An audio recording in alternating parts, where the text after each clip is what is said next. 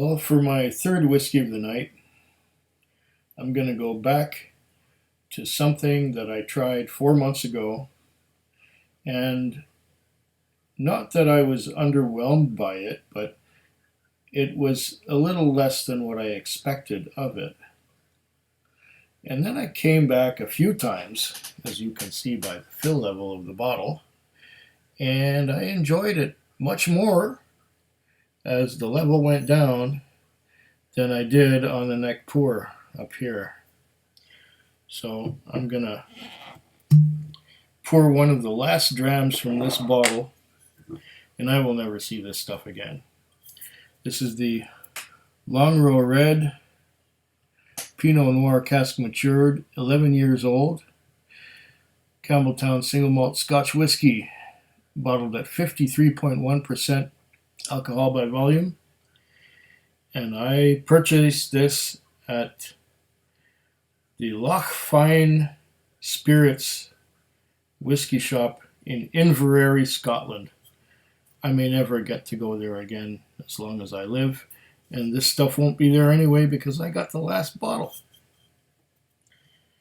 So I'm going to pour me a dram of this.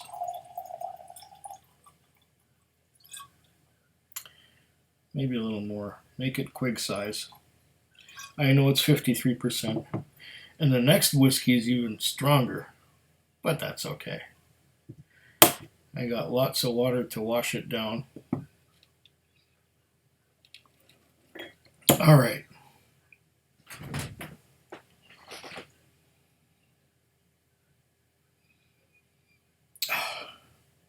It smells great just from here. I'm not sticking my nose in it, but what's coming out of this glass is just nice. We got some legs. They're running down. They're not overly thick, but they are running down. I'm getting some peat too. I'm smelling band-aids in the air. Oh, very much band-aids.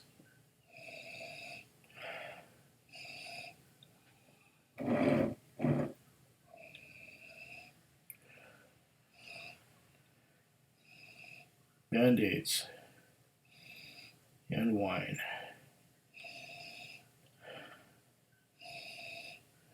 This is a beautiful combination of how wine cask and peated whiskey can come together.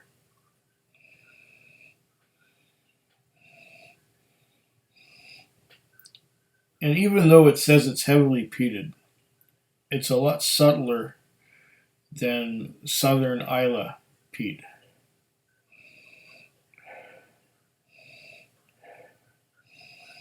It doesn't bash you over the head with road tar and creosote and that kind of thing.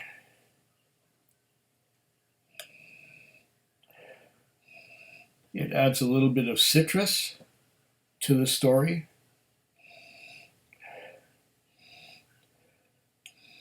A little bit of lime with your wine.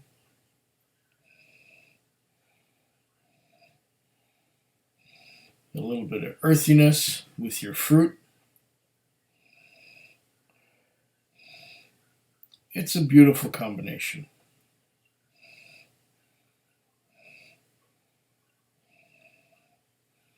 Nice. I'm going to give it a sip.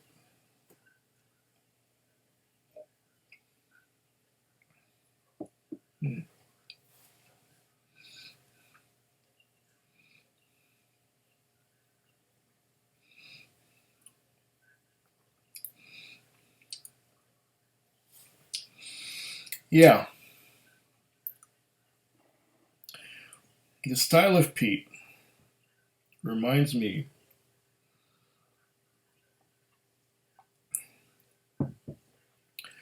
of railroad ties that have been in the sun all afternoon, railway ties. wood and tar, but not so much creosote and not so much medicinal. I'm not getting any saltiness at all. I'm not getting any of that brine that you would get from a Lefroy or from an Ardbeg.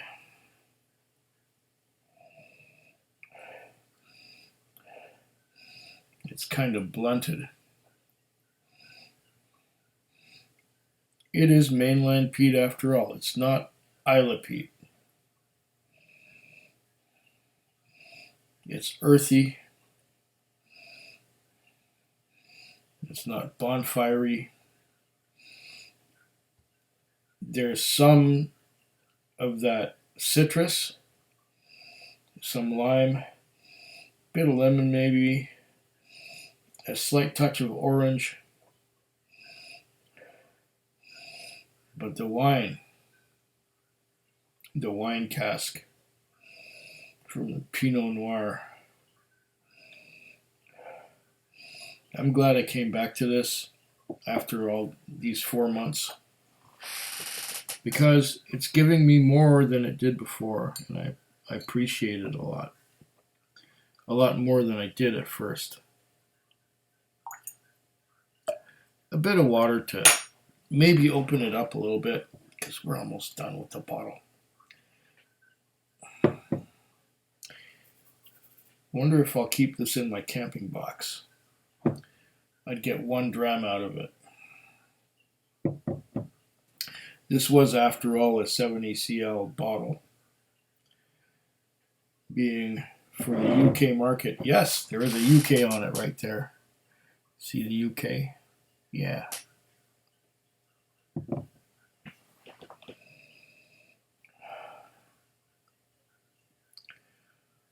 With some water.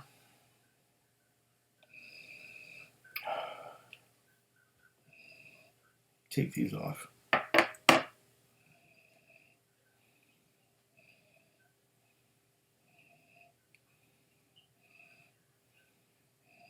I'm still getting the citrus notes of lemon,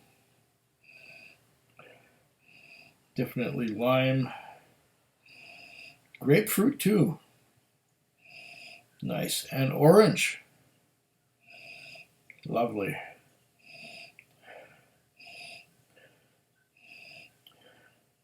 Yeah, lemon and lime.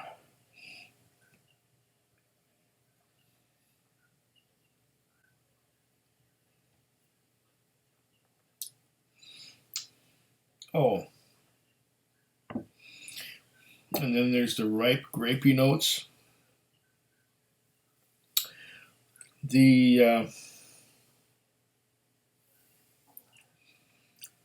Wow. The earthiness of the peat enhances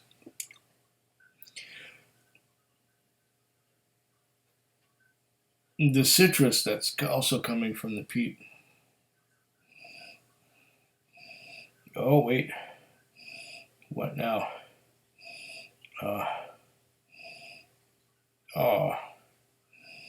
Railway ties. Lime. Lemon.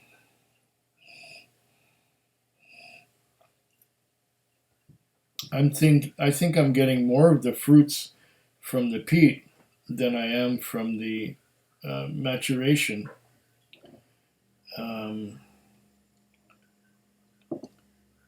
I can't read the label without these on. Yeah, so it's matured in Pinot Noir casks. I would say that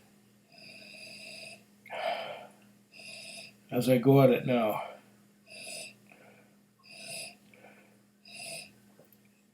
the Pinot Noir maturation and the peated nature of the spirit come together and give more than the sum of the parts. This is such a glorious whiskey. But I'm getting so much more citrus out of it now than I did at the beginning. The peat influence is stronger. And the wine just adds a few notes of sweetness.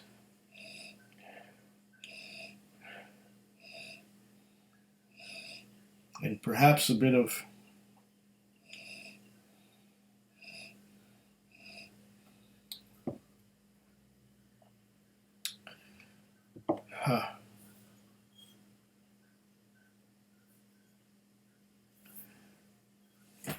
I forgot what it said on the label here.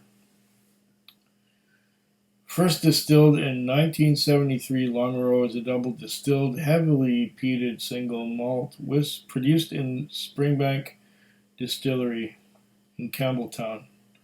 The malt is peat dried up to 48 hours to give the whiskey a unique Campbeltown style smoky character. This Longrow Red single malt Scotch whisky has been matured for 8 years in bourbon barrels, followed by 3 years in refill Pinot Noir Barrique from acclaimed winemaker Grant Taylor's Valley Vineyards in central Otago, New Zealand. Only 9,000 bottles at cask strength will be available. As this whiskey is not chill filtered, a natural haze may form when it is cold, but this will disappear when the temperature returns to normal. J&A Mitchell and Company Limited, Springbank Distillery, Campbeltown. www.springbank.scot. Okay. So they are refill Pinot Noir Barriques. They're not first fill. Perhaps that is why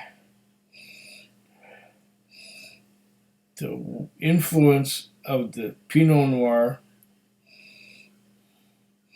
is so subtle. It's there, but it's subtle. I'm getting more of the citrus from the peat, the earthiness. But yes, the Pinot Noir is there, but it's not dominant. It kind of sings in harmony with the peat, rather than trying to overpower it, which makes for a beautiful balance. This whiskey has gotten better and better and better as I went along, until I got to here where it's just wonderful. Up here it was not so much. That's why I'm back here telling you about it, because when it was up here I didn't think as much of it as I do now.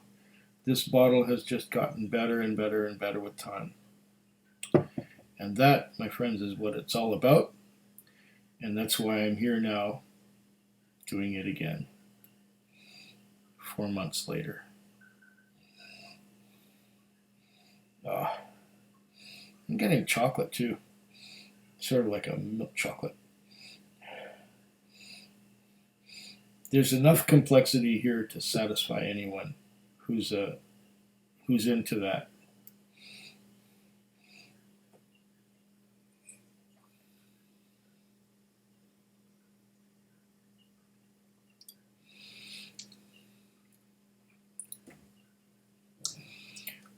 Getting a hint of the brine too. And now the creosote is coming out on the palate. The creosote and earthiness. My goodness, this is fantastic.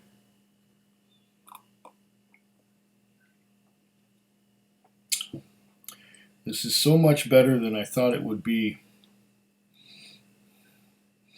before I picked it apart like I'm doing right now. This is just marvelous. I am going to treasure this last little bit. Dark chocolate now.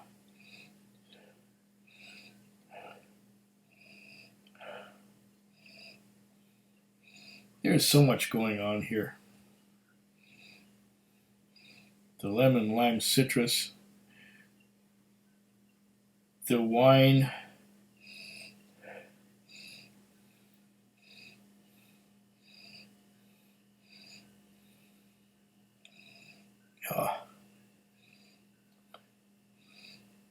you know what? I'm going to say slanchava and enjoy the rest of this slowly and gradually as I go along. Slanchava. Foodquig. Foodquig. Foodquig. Foodquig. Foodquig. Yeah.